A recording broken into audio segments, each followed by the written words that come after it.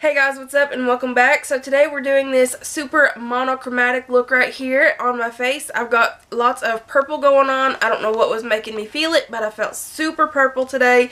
And I did a cut crease with some glitter action and then a purple ombre lip. So if you want to see how to get this look, then just keep on watching. Make sure to hit that subscribe button if you have not already, and always be you. I'll catch you in the next one. Bye guys! Alright guys, so my eyes are primed and ready to go, and I'm taking this pale purple shade from this Beauty Treats palette. This is just a 12 color eyeshadow palette. It only costs like $2. After putting that all over the crease area as my transition shade, I'm then taking the next darkest purple shade and applying that in the same place except leaving a little bit around the edges.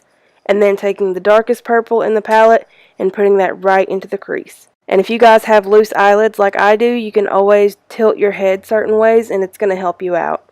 I'm also just going to use that same purple shade and apply it to the outer V of my eye. After cleaning up all of the fallout, I'm taking the white from the palette, and this is going to be what we use to highlight the brow bone.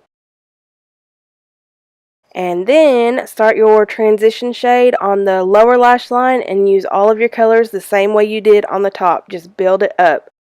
Then I'm darkening up the outer corner with some black, and it's time to cut this crease. So pick up a really creamy concealer. I find that works the best. And if you are not sure how it's going to sit on your eye, make sure to put it on the lowest part of your lid first and then look up, and it will show you exactly where you need to put your concealer.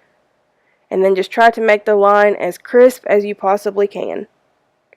But once you get to the outer part over by your outer V, just kind of feather it into the rest of the shadows. Then I'm taking the lilac color and I'm packing it over the top of that concealer. This is going to lock it in place, and as you can see, it just makes it super sharp. I really like the way the other eye turned out much better, but whatever. Then I'm just taking the first darkest shade that we used, and I'm going to go over that line right there to get rid of it completely. And I ended up using my finger to blend that out too, just a little bit.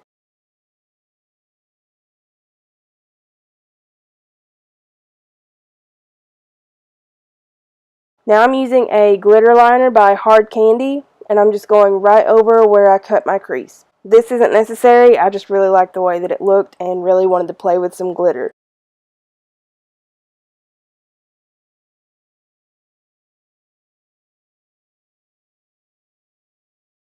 After letting that dry, go ahead and apply your liner as you normally would, or just skip it if you would rather just wear false lashes.